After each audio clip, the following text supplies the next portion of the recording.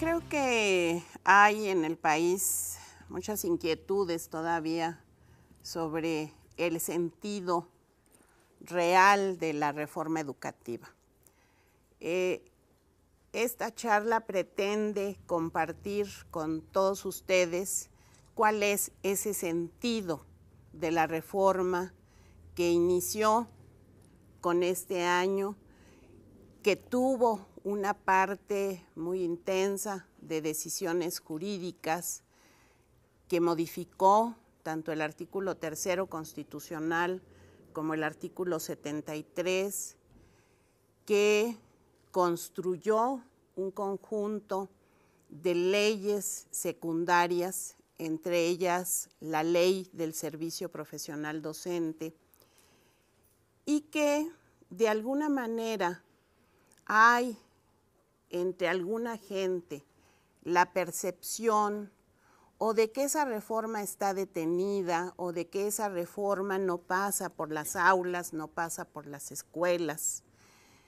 Y hemos querido conversar el día de hoy con ustedes sobre cuál es el sentido profundo de los cambios legales, pero también de los cambios concretos, específicos, que se están haciendo en las escuelas.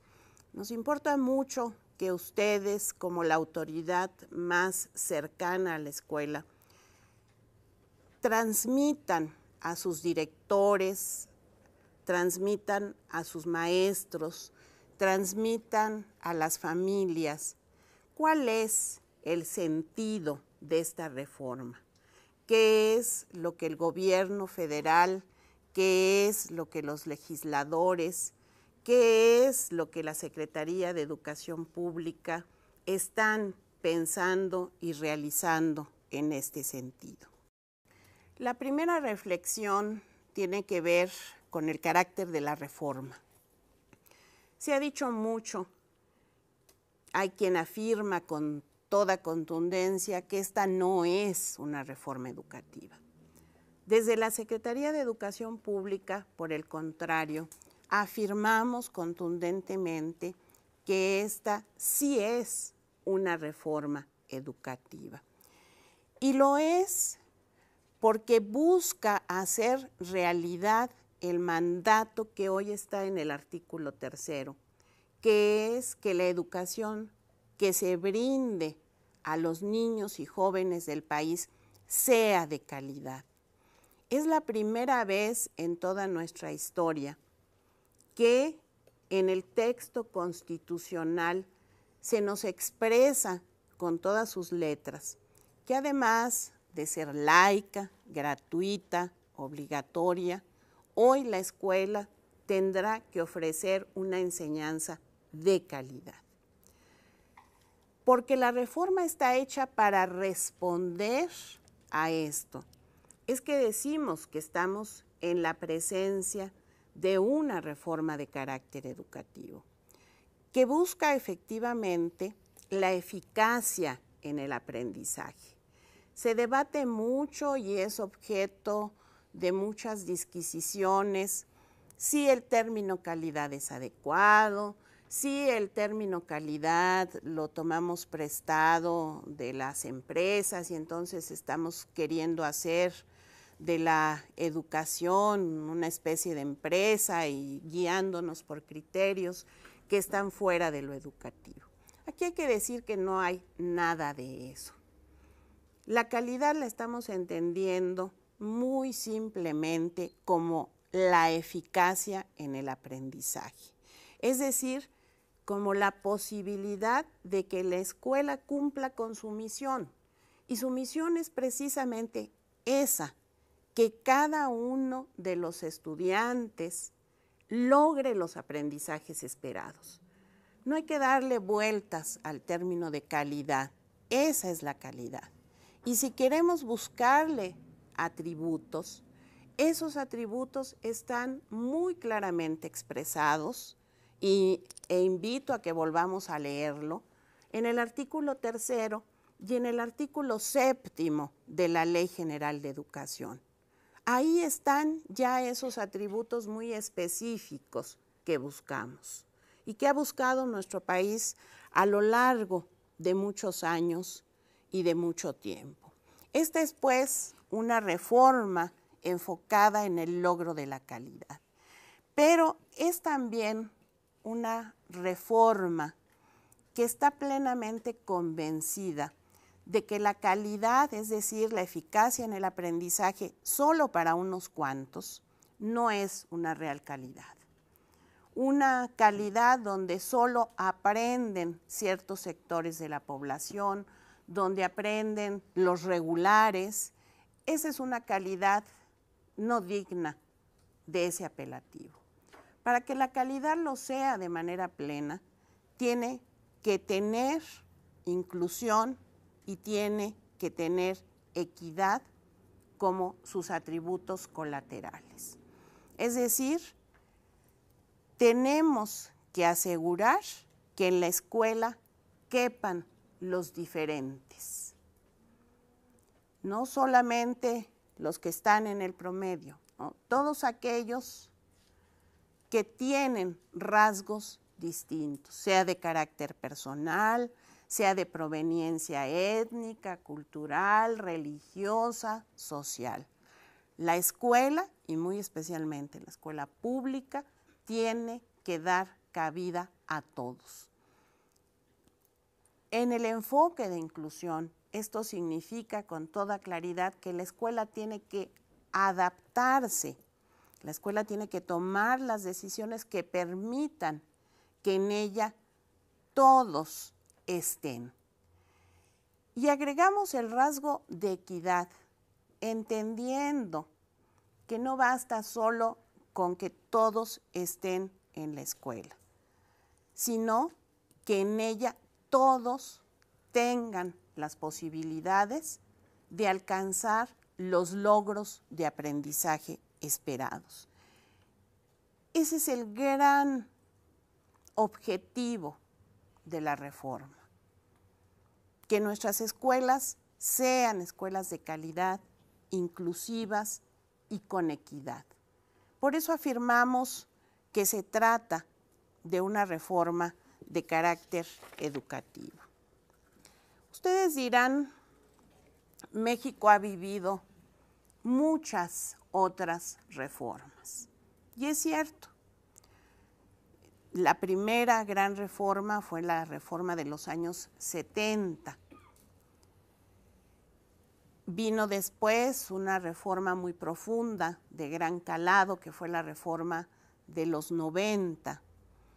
Y vino después la reforma integral de la educación básica entre 2008 y 2011, la más reciente. ¿Qué hace diferente a nuestra reforma de este momento, la reforma 2013, de estas otras reformas?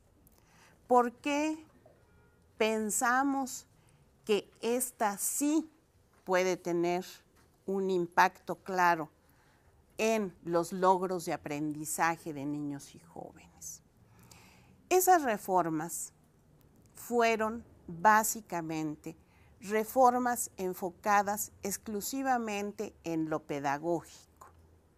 Fueron reformas que alteraron, cambiaron sobre una cierta idea, planes y programas de estudio, en consecuencia los materiales educativos, los libros de texto básicamente, pero sumaron o restaron otros tipos de materiales, cambiaron los enfoques y de alguna cierta manera se cambió la actualización y la capacitación de los maestros.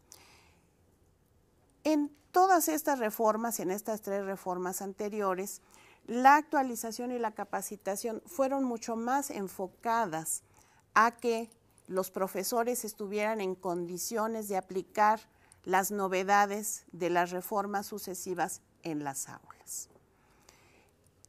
La reforma de 92-93 tuvo una parte distinta que la destaca de entre estas otras, que fue la federalización del servicio educativo. Sí, fue una reforma que tuvo también una parte de orden administrativo, el trasladar a las autoridades educativas estatales la operación de los servicios educativos, conservando en la Secretaría de Educación Pública solo la capacidad normativa.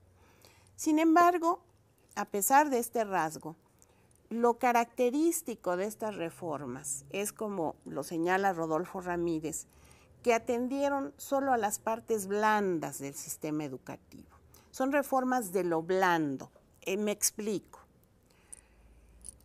Siendo crucial la parte pedagógica, siendo el eje de cualquier transformación educativa, lo curricular, lo cierto es que lo más sencillo de cambiar es eso, los planes y los programas, los materiales, los enfoques, porque de alguna manera basta con conjuntar grupos de expertos que tomen un conjunto de decisiones. Lo cierto es que estas reformas de lo pedagógico, reconociendo su valía y reconociendo que ahí está el eje de nuestro trabajo, fueron vino nuevo puesto en odres viejos, como dice el dicho. Es decir, cambiamos todo, pero no cambiamos el recipiente. Las barricas donde recibimos este vino siguieron siendo las mismas de toda la existencia de nuestro sistema de educación pública. ¿Cuáles son los resultados? Pues los resultados son muy poco halagüeños. Hemos hablado en estas mismas reuniones ya varias veces de lo insatisfechos que estamos con los resultados de aprendizaje de nuestros alumnos. En las 2 ocasiones anteriores que nos reunimos, solo disponíamos de los resultados de Enlace 2012. Hoy tenemos ya los resultados de Enlace 2013 y un puntito más, un puntito menos, seguimos igual. Es decir, al concluir la educación básica, en el tercer año de secundaria, seguimos teniendo al 80% de los adolescentes en niveles de insuficiente y elemental, tanto en español como en matemáticas. Pero no para ahí los resultados que nos han dado estas reformas. Tenemos también, y ese es un problema que hemos discutido y analizado con ustedes desde el inicio de estas reuniones, escuelas totalmente copadas por demandas de muy diverso orden.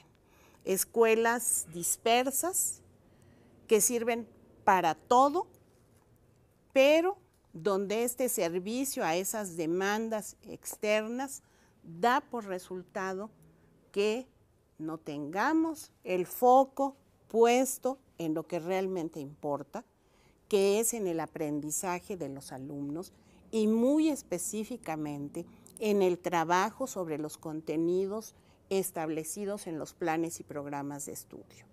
Por atender cualquier otra cantidad de demandas, dejamos de atender lo único que realmente puede garantizar que nuestros alumnos desarrollen sus capacidades cognitivas plenamente, que es el trabajo ordenado, sistemático y con el tiempo suficiente de planes y programas de estudio. Pero acompañando esto, estas reformas nos han dejado también maestros en situación de desprofesionalización. Y aquí no hay una crítica a los profesores, hay más bien una crítica a un estilo, a un sistema que ha conducido a valorar asuntos externos, ajenos al hecho de educar y no los logros específicos de aprendizaje. Decimos que ha habido desprofesionalización, en parte muy importante, como resultado de cómo fue construyéndose el sistema de estímulos llamado carrera magisterial. Ahí se privilegió lo individual cuando sabemos que hoy es tan exigente el trabajo de enseñanza que solo puede realizarse con éxito si se hace de manera colaborativa. Ahí se privilegió la búsqueda de puntajes a rajatabla, sin importar si realmente los alumnos estaban aprendiendo o no. Y cuando se quiso buscar que los resultados de los alumnos se midieran como parte fundamental del avance en el sistema de estímulos, entonces entramos a una situación que pervirtió totalmente la realización y la operación de la prueba enlace. A eso nos referimos cuando hablamos de esta desprofesionalización. Entonces, estas reformas ubicadas solo en el vino, siguiendo la metáfora del vino nuevo en odres viejos, nos dio por resultado malos resultados de aprendizaje, escuelas cargadas de demandas y maestros también cargados de demandas, valorados por asuntos externos al ejercicio profesional de su quehacer. En ese sentido, esta reforma de 2013 pretende cambiar, en primer lugar, esas vasijas donde se recibe el vino. No podemos volver a darnos el lujo de poner vino nuevo en odres viejos. Hoy tenemos que cambiar la estructura de nuestro sistema educativo. ¿Qué quiere decir cambiar la estructura del sistema educativo? Quiere decir cambiar las normas y el uso de los recursos en el cual se sustenta. Esta reforma comenzó al inicio de este año 2013 con una declaración muy fuerte y muy clara. El Estado viene a recuperar la rectoría sobre la educación. Y eso significa, en primer lugar, recuperar la capacidad de establecer normas y reglas claras y formales. Reglas con un sustento jurídico que les dé la posibilidad de ser conocidas, respetadas y sólidas. ¿Por qué? Porque venimos de un sistema que se mueve en torno de usos y costumbres. Usos y costumbres que resultan inapelables. No hay un tribunal al cual acudir a quejarse sobre los usos y costumbres. Sí hay tribunales a los cuales acudir cuando se viola una norma jurídicamente establecida. Recuperar la rectoría del Estado en educación quiere decir, en parte muy importante, recuperar la política de personal.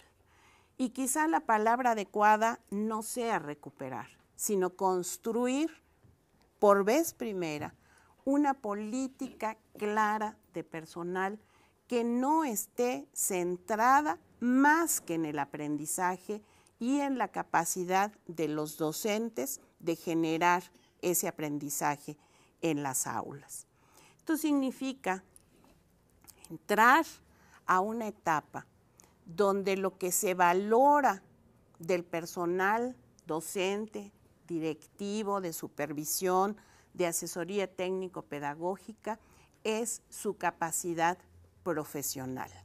Y esto significa sus méritos, sus capacidades, su entrega, su decisión, su idoneidad, como lo plantea la ley. Idoneidad, en este caso, es capacidad de ejercer la función atribuida a la docencia, la dirección, la supervisión, con competencias claras para hacerlo. Normas y reglas que tienen que ser normas y reglas que ya están siendo normas y reglas basadas única y exclusivamente en esos rasgos de capacidad, compromiso. Estamos pasando a un momento donde no son ni las relaciones personales del maestro, ni son sus lealtades a ciertas causas, ni son asuntos casuísticos los que dan lugar a tener una plaza docente, a tener un ascenso, a tener un reconocimiento. Hoy, todo eso que ha marcado a través de los usos y costumbres nuestro sistema queda atrás. Y entramos a una etapa de reglas muy claras, donde lo único que cuenta es mi capacidad, mi desempeño, mi entrega, mi idoneidad. Esto nos lleva también a decir que estamos en un momento donde lo que más se valora es el desarrollo profesional docente. Hoy tenemos una ley de servicio profesional docente. Esa ley promueve precisamente este desarrollo y lo promueve con base en criterios de mérito y desempeño. Hoy también las leyes prevén la devolución de la confianza a los maestros. Cuando hablamos de autonomía escolar, estamos hablando de un voto de confianza en la capacidad de las escuelas y de sus maestros por sacar adelante la educación de los educandos. No solos, no a través de esquemas privatizadores. Se ha corrido por ahí la voz de que autonomía escolar quiere decir privatización de la escuela. Yo aquí lo desmiento de forma categórica, eso es una mentira absoluta. La autonomía escolar es un acto de confianza que parte de ideas muy claras y muy fundamentadas. Hace muchos años que Silvia Schmelkes, hoy presidenta de la Junta del INE, habló de la escuela singular. Hace muchos años, este es un texto de Silvia de los años 90, ella ahí nos decía, una escuela no es como la escuela de al lado. Cada escuela tiene su especificidad. Por lo tanto, cada escuela necesita resolver los problemas del aprendizaje de maneras distintas y eso solamente puede hacerse en términos de autonomía, de una autonomía que no significa ni cobro de cuotas, ni significa venta de la escuela. Significa una circunstancia en la cual se tiene confianza. El Estado tiene confianza en la capacidad de los maestros para tomar las decisiones idóneas para mejorar ahí los problemas del aprendizaje. Y donde además se prevé un apoyo para que las escuelas puedan realizar esto. Un apoyo en varios sentidos, hablaré de eso un poco más adelante. ¿Qué buscamos con esta reforma de las estructuras? Buscamos que los alumnos que egresan de la Escuela de Educación Básica sean capaces de desempeñarse como ciudadanos de una sociedad democrática. Eso nos lleva a planteamientos curriculares distintos, sobre los que hablaré un poquito más adelante. ¿Qué queremos? Escuelas centradas en el logro de aprendizajes. Es decir, escuelas que no están distraídas atendiendo peticiones inconexas, sino escuelas que tienen condiciones para que ahí se realice el acto pedagógico, condiciones para que los maestros puedan enseñar, condiciones para que los alumnos puedan aprender. y busca, a través de la ley del servicio profesional docente, maestros que vuelvan a estar orgullosos de ser docentes. Maestros que realmente entren en un proceso de desarrollo profesional que los conduzca a lo largo de su carrera, que los maestros sepan que no necesitan ser amigos de nadie, ni ser leales a tal o cual causa ajena a lo educativo para crecer, desarrollarse y tener otros puestos de responsabilidad dentro del servicio educativo. Y busca también que sea distinto ser entregado, comprometido y tener logros que no serlo. Todos sabemos que hoy da lo mismo. Es igual ser buen maestro que no serlo. Es igual trabajar los 200 días de clase que no hacerlo. Eso tiene que cambiar, porque esa va a ser la única manera a través de la cual vamos a recuperar ese espacio social de reconocimiento y aprecio. Esto, desde luego, toma tiempo. Yo no quiero decir aquí que esto es magia y que esto ocurrirá así como está planteado pasado mañana. Aquí hay un trabajo intenso, aquí hay muchos obstáculos que ir eliminando y aquí hay muchas confianzas que construir entre los docentes. Esta reforma, siendo una reforma estructural, no puede quedarse ahí. Tenemos que cambiar esas vasijas donde está el vino, pero el vino ya se nos agrió en esas viejas vasijas. Entonces tenemos que tener también vino nuevo. Y eso significa una reforma del modelo educativo. El secretario de Educación Pública ha anunciado, y yo repito aquí este anuncio, que en los primeros meses del año 2014 estaremos abriendo una consulta nacional sobre el modelo educativo. Una consulta nacional que nos permita avanzar mejorando sensiblemente planes, programas, materiales educativos. Esta reforma del modelo la llevaremos a cabo en los ciclos escolares 2014, 2015, 2015, 2016. Busca clarísimamente transformar el currículo. Tenemos muy a deshora unos planes y programas de estudio con estilo enciclopedista.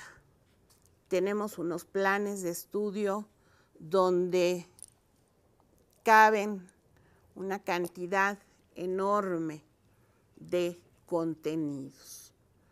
Hoy sabemos que esto no es relevante, que esto no es necesario, que esto lo único que hace es estorbar la labor cotidiana en las aulas.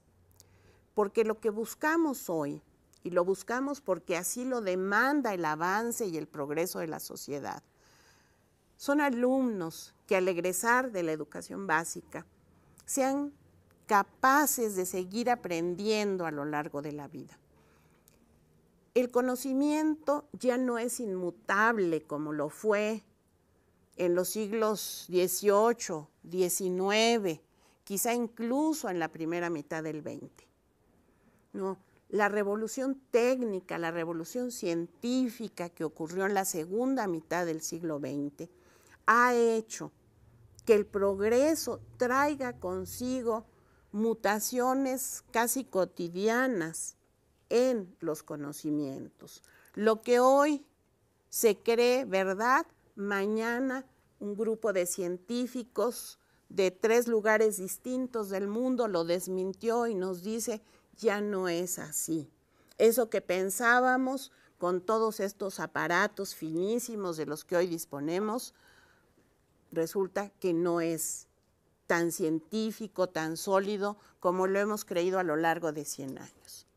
Bueno, no tiene ante este panorama ningún sentido que estemos formando a nuestros alumnos, aprendiéndose de memoria un montón de conocimientos que mañana no serán más que recuerdos. Lo que necesitamos hoy son alumnos dotados de los instrumentos para aprender. Eso implica que tenemos que cambiar nuestros planes y nuestros programas de estudio. Tenemos que tener, y vuelvo a citar a Silvia Schmelkes, un currículum centrado en los fines. Aquello que todo mexicano tiene que saber hacer y valorar. Eso quiere decir que tenemos que caminar hacia un currículum compacto, claro, manejable en el aula y que dé lugar de verdad al desarrollo de la capacidad de aprendizaje de nuestros alumnos, pero que dé lugar también al desarrollo de la capacidad de convivir. La capacidad de convivir, que es esa capacidad de reconocer que el otro somos todos y que todos somos otros y que todos somos iguales. Ese es un trabajo, esta reforma del modelo educativo que tendremos que realizar juntos. En esta consulta del modelo educativo prevista, llegaremos a todas las escuelas. En el próximo ciclo escolar, los consejos técnicos nos servirán para seguir avanzando en el desarrollo de cada plantel educativo, pero nos servirán también para trabajar buscando que cada escuela emita su opinión sobre cómo deben ser esos planes y programas, cómo debe ser el trabajo con libros de texto, cómo tienen que ser los materiales para que sean de utilidad para las escuelas. Trabajaremos también en algunas de las sesiones de consejo técnico en la revisión de los parámetros y los indicadores que servirán para la evaluación del desempeño docente. Los consejos técnicos escolares se vuelven así, además de ese espacio colaborativo que estamos construyendo, en un espacio de toma de opiniones de cada una de las escuelas. Aquí no hay experto más experto en los temas educativos que los maestros y las maestras. Yo invito desde ahora, puesto que no nos podremos ver ya en los meses de enero, porque esto empieza el 15 de enero, a que sean ustedes impulsores muy claros de que los consejos se den ese tiempo y ese espacio para discutir, analizar y emitir una opinión tanto sobre los temas relativos al modelo como sobre los temas referidos a los parámetros e indicadores de lo que constituye una buena práctica docente. ¿Qué es una buena práctica docente? Eso lo saben los maestros mejor que nadie. Por eso vamos a ir y les pedimos su apoyo decidido para que esta consulta sea real, tenga conclusiones y esas conclusiones nos las hagan llegar por los mecanismos que daremos a conocer en su momento. Así como buscamos un currículo nacional básico, buscamos también un currículo nacional del cual se pueda salir para enriquecerlo. Tenemos un país diverso, tenemos un país rico, tenemos un país con una heterogeneidad inmensa. Este currículum al que aspiramos debe permitir que cada entidad federativa, pero también cada región, cada escuela, pueda sumar, si es el caso, contenidos relevantes, contenidos locales, contextualizados, que respondan a esa idea de lo local, no para quedarnos en lo local, sino para salir de ahí a proyectar a nuestros alumnos hacia el gran horizonte que es lo universal. Pero para que logremos esta contextualización, tenemos un currículum básico, muy básico, muy claro, muy esbelto, muy sólido, para que sobre él se puedan desarrollar otras posibilidades. Quien lo pueda y cuando lo pueda. Esto no es tampoco un tema de que para el mes de marzo de 2014 vamos a tener que tener todos una materia escolar. No, no se trata de eso. Se trata de ir construyendo y solidificando lo que construimos. Y desde luego, esto implica también un cambio en cómo entendemos la formación de los maestros. Queremos una formación docente, tanto inicial como continua, centrada en la escuela. Eso quiere decir una formación de orden profesional para resolver los problemas del aprendizaje de los alumnos concretos. Los maestros tienen que formarse para que sus alumnos aprendan. No solo para enseñar los nuevos contenidos de la reforma, no solo para estar a tono con ciertas modas, no. La formación docente es una formación docente que tiene que estar focalizada en el aprendizaje, en los estudiantes y en la realidad singular de las escuelas. ¿Qué herramientas tiene la reforma educativa para cumplir sus fines? La primera herramienta es precisamente el servicio profesional docente, que busca, como yo señalaba, el desarrollo de maestros, de directivos, de supervisores, para que su desarrollo esté centrado en el corazón de su profesión, que es el logro de aprendizajes.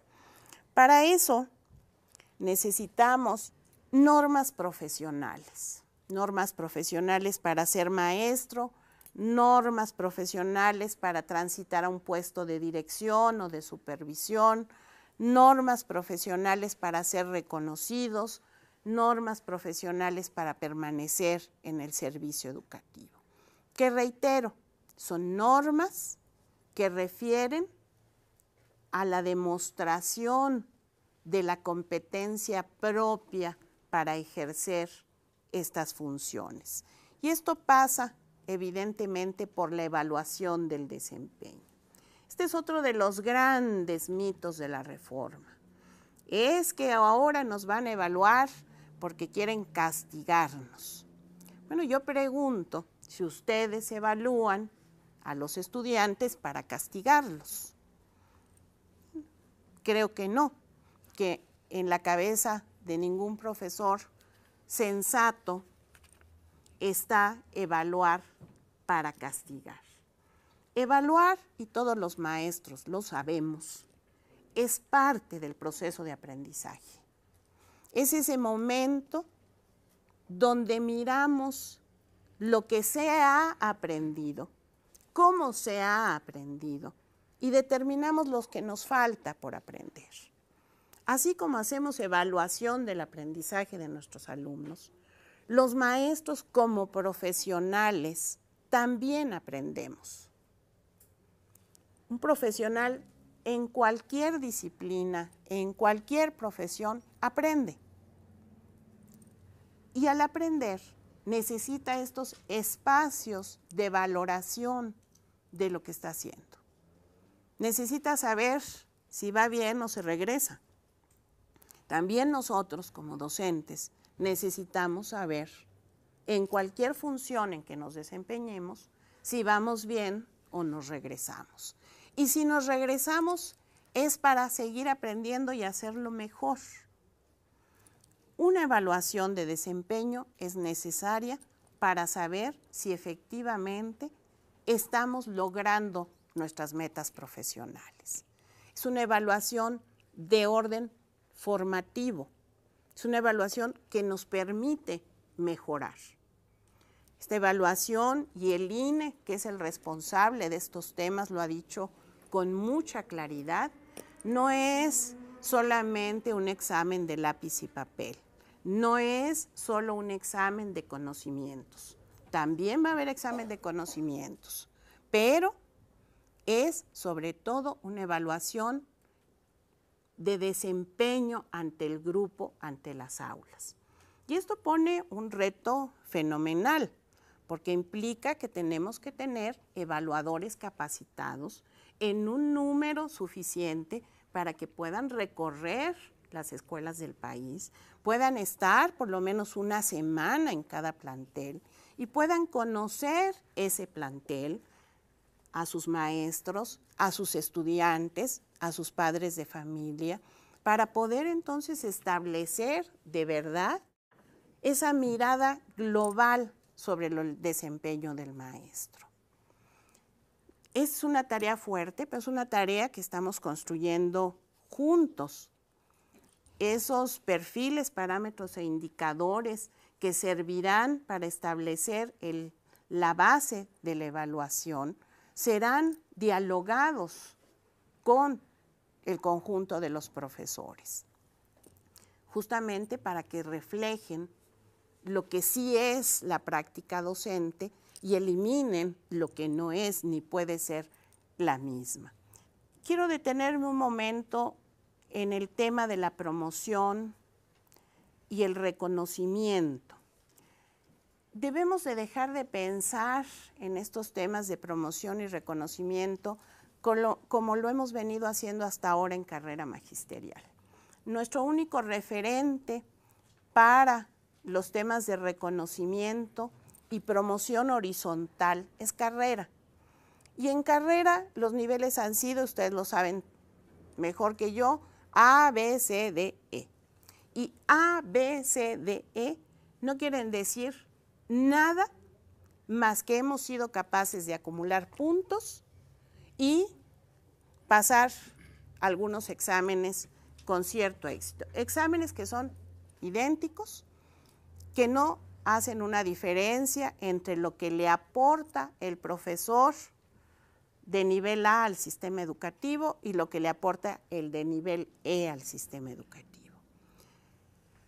No es satisfactorio para muchos maestros capaces y competentes que el no capaz y competente esté en nivel E. Y eso lo sabemos, ha venido a descorazonar a muchos maestros, a hacerlos sentirse incómodos con su quehacer. Pensemos de otra manera lo que va a ser la promoción y el reconocimiento en este nuevo servicio profesional.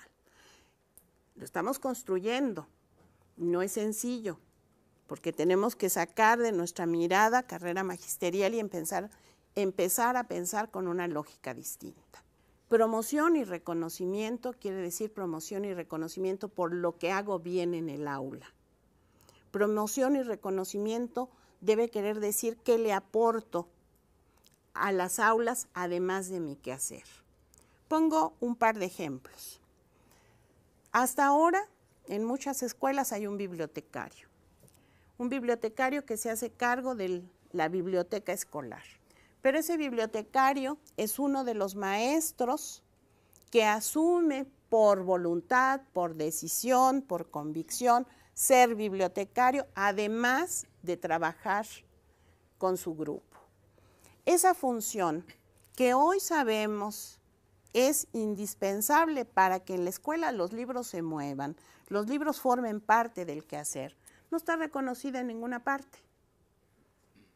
Tú puedes ser bibliotecario durante muchos años y echarte a cuestas la biblioteca y hacer actividades de promoción y sentarte con los maestros a llevarles los mejores libros para los contenidos que están trabajando en ese momento y nadie lo reconoce. Sabemos, porque así lo dice todo el recuento de la investigación y la vida de las escuelas, que en las secundarias, por ejemplo, disponer de un responsable de aula de medios, movido, capaz, conocedor, involucrado, hace la diferencia para que en esa escuela de verdad los alumnos puedan entrar al mundo de las TIC. Muchos profesores lo hacen sin que esto les valga nada en sus promociones, en sus reconocimientos. Y como estos dos ejemplos que estoy poniendo, hay muchos otros. Bueno, hoy tenemos que lograr, y fíjense que digo lograr, es decir, es algo que estamos construyendo, que esta nueva carrera docente y sobre todo esas partes de reconocimiento y promoción valoren estas cosas que son útiles para la escuela y para el aprendizaje de los alumnos, y que esos gestos sean reconocidos a través de un sistema de ascensos y promociones horizontales que les permitan ganar mejor a aquellos que hacen esos gestos cotidianos que ayudan a que la escuela sirva. Es delicado construir esto, no es sencillo, pero a eso aspiramos. Aquí entra el servicio de asistencia técnica a la escuela. También sobre el servicio de asistencia técnica se han dicho muchísimas cosas. Van a ver que vamos a hablar de SATE en un par de ocasiones. Aquí solamente quiero decir algo. Estamos acostumbrados a que lo que hoy conocemos como asesoría técnico-pedagógica se da por la figura de comisión. Figura claramente irregular, por no abundar en el tema. Bueno, no podemos seguir de esa manera. Sabemos que hoy es tan complejo educar que el colectivo docente no puede hacerlo solo. Necesita un andamiaje de apoyo. Y el primer andamiaje de apoyo es el servicio de asistencia técnica a la escuela. Un servicio técnico que debe realmente estar profesionalizado, es decir, haber ingresado por mérito. Hoy nuestro, entre comillas, servicio de ATP no es profesional, fue formado casuísticamente, no sirve en ese sentido para que las escuelas puedan realmente tener a alguien que las apoye, las respalde a resolver sus situaciones problemáticas.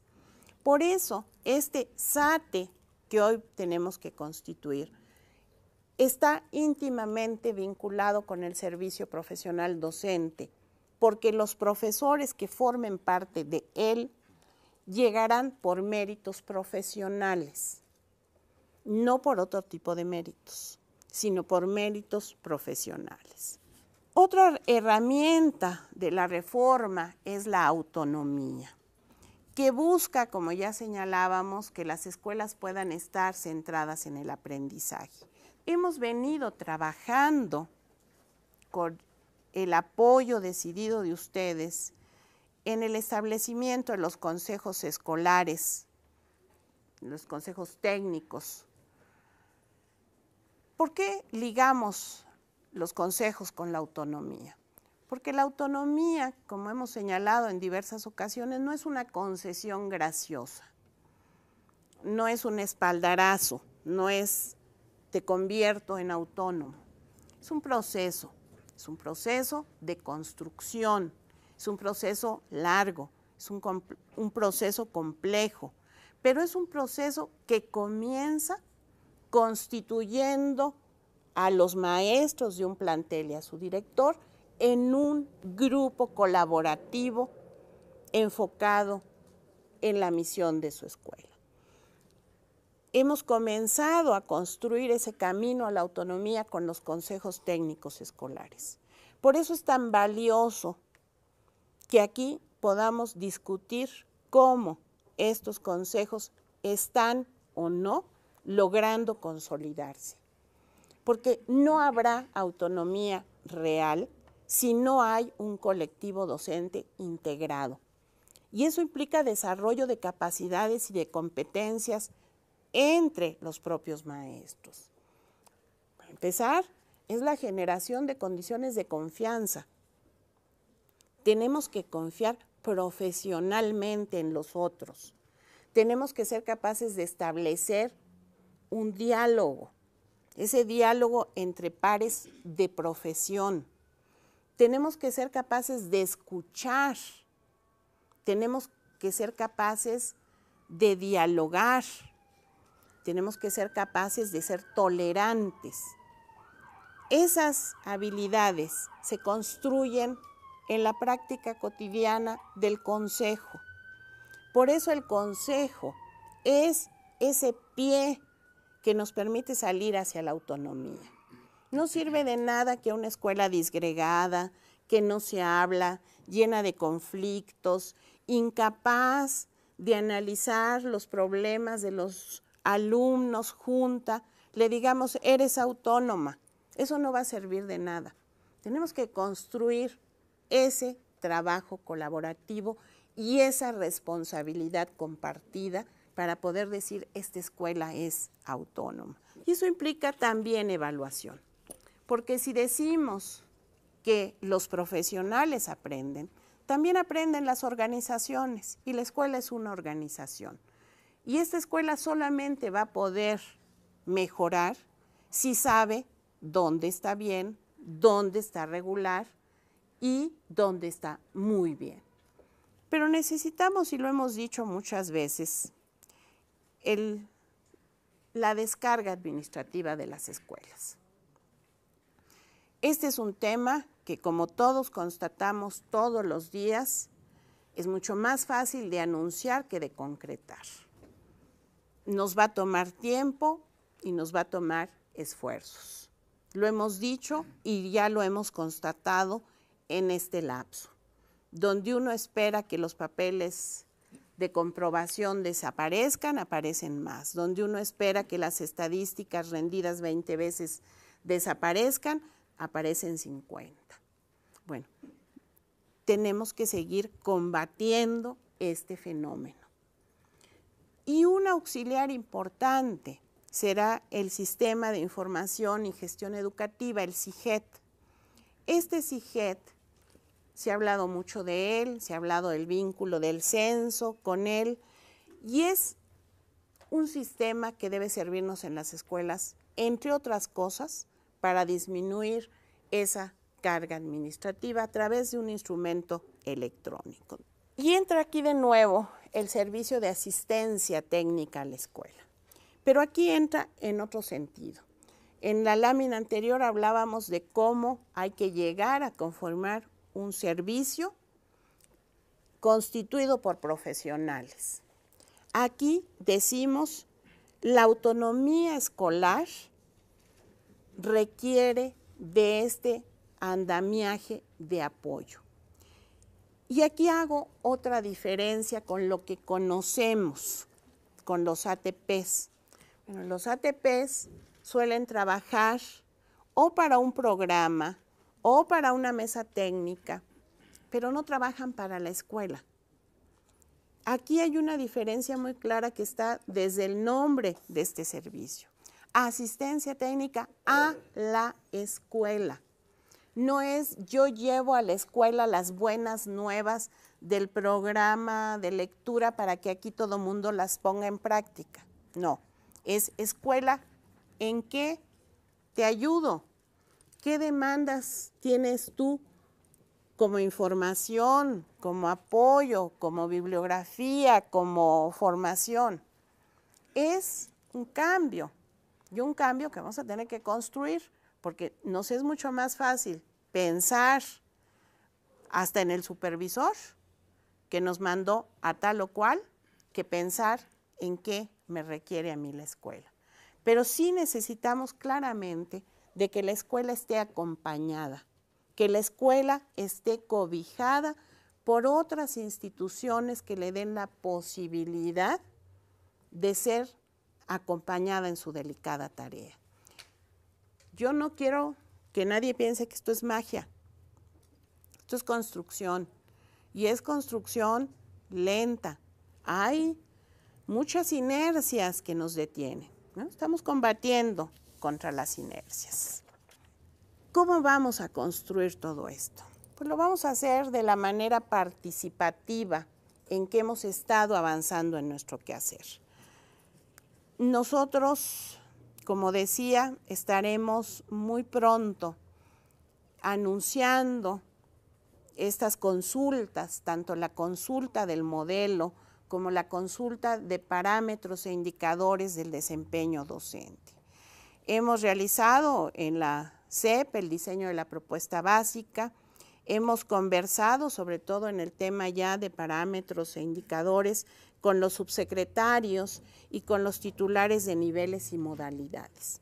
A partir del próximo año 2014 trabajaremos con estos temas con supervisión y con docentes, usando al Consejo Técnico como es el lugar de consulta y lugar de recolección de las opiniones de cada colectivo. Nosotros estamos plenamente convencidos de que no podemos irnos en la Secretaría solo con el INE comparte con nosotros que tenemos que dialogar con maestros, que tenemos que dialogar con los consejos, que tenemos que dialogar con la supervisión para poder avanzar. Entonces lo estaremos haciendo, estaremos trabajando con ustedes y bueno, pues será una etapa de trabajo fuerte, será una etapa intensa, pero yo invito a que participemos con la certeza de que estamos construyendo un mejor futuro para nuestra profesión docente y un mejor futuro para nuestros alumnos, que quiere decir un mejor futuro para nuestro país. Muchísimas gracias.